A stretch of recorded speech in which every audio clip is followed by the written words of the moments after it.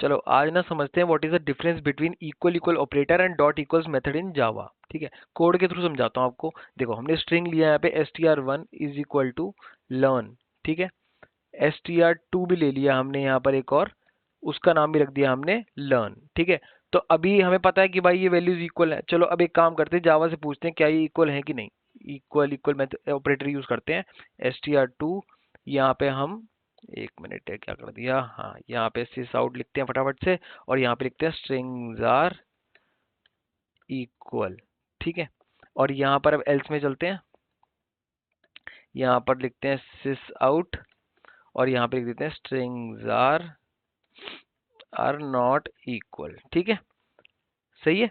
अब एक काम करते हैं, इसको रन करके देखते हैं कि भाई आउटपुट आता क्या है। पहले तो यहाँ पे देखो क्या आया, स्ट्रिंग्स आर इक्वल। अभी ये इक्वल इक्वल ऑपरेटर जो हमने यूज किया, इसमें क्या उसने चेक किया, उसने देखो जब इक्वल इक्वल मेथड यूज होता है, ऑपरेटर यूज होता है ना, उसमें क्या होता है str1 जब इनिशियलाइज हुआ हमने उसको वैल्यू दे दी, असाइन कर दी लर्न, तो इसकी एक मेमोरी में जाके स्टोर हो गया लर्न वैल्यू, इसकी स्ट्रिंग str1 पे स्टोर हो गई। ठीक है, जब str2 को हमने इनिशियलाइज किया लर्न वर्ड के साथ ना, तो वो बैकग्राउंड में गया और जाके उसने चेक किया कि भाई इस लर्न वैल्यू के साथ क्या कोई और भी ऑलरेडी मेमोरी स्टोर्ड है। तो उसने चेक किया तो उसको दिखा हाँ यार स्टोर तो है, तो उसने str2 को भी ना str1 के साथ ही जो है उसको पॉइंट कर दिया। एक नया ऑब्जेक्ट नया वापस ही नहीं बनाया, उसने str2 को ही str1 के साथ ही पॉइंट कर दिया। तो ये जो मेमोरी इक्वल इक्वल ऑपरेटर है ना, ये हमेशा मेमोरी एड्रेस की चेक करता है कि अगर दोनों की मेमोरी एड्रेस सेम है ना, तो वो उसकी वैल्यू को ट्रू भेज देगा, रिटर्न टाइप में ट्रू भेज देगा, और उसका value strings are equal print करवा देगा। ठीक है, यहीं पे इन केस जो डॉट इक्वल्स मेथड है ना, लेट्स से काम करते हैं, डॉट इक्वल्स को थोड़ा और अच्छे से समझाता हूँ।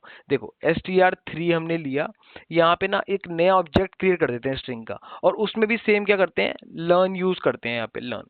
ठीक है, वापस से हमने स्ट्रिंग को एक और वैल्यू असाइन कर दी, वो है वो भी क्या है, लर्न ही है, और str3 बना दिया हमने यहाँ पर। अब एक बात बताओ कि अगर मैं str2 को हटा के str3 कर दूंगा यहाँ पर, तो अब अगर आउटपुट की वैल्यू क्या आनी चाहिए पहले वो बताओ मुझे कमेंट सेक्शन में। ठीक है, तो यहाँ पर पहले तो मैं इसको रन करता हूँ और देखते हैं कि वैल्यू आती क्या है। देखो यहाँ पे इस बार str1 is equal to str3 पे, जबकि हमें पता है कि लर्न और लर्न str इक्वल है, बट उसके बावजूद भी ये एल्स ब्लॉक में चला गया और उसने वैल्यू क्या दी, स्ट्रिंग्स आर नॉट इक्वल।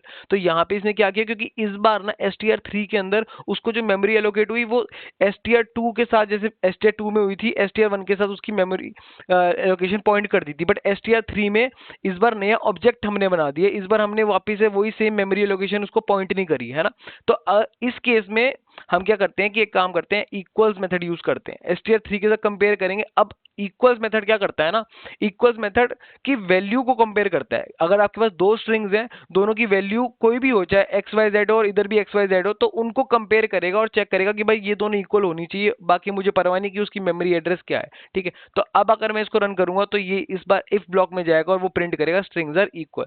तो बहुत छोटा सा डिफरेंस है, डिफरेंस वापस से रिपीट करता हूं क्या है, कि जब str2 हमने यहाँ पे इनिशियलाइज किया ना, तो str2 में जब वो लर्न वर्ड था उसने पहले जाके चेक किया बैक एंड पे कि भाई लर्न ऑलरेडी एग्जिस्ट करता है, उसने बोला हाँ करता है, तो उसने str2 को भी ना str1 की ही मेमोरी एड्रेस पे ही पॉइंट कर दिया, उसने वापस एक नया ऑब्जेक्ट क्रिएट नहीं किया। बट जब हमने जबरदस्ती यहाँ पर एक और नया ऑब्जेक्ट बनाया ना स्ट्रिंग का, तो वहां पर हमने डॉट इक्वल्स मेथड के थ्रू चेक किया उसकी वैल्यू, और उसके अंदर इफ ब्लॉक में गया और स्ट्रिंग्स आर इक्वल उसने प्रिंट कर दिया। ठीक है,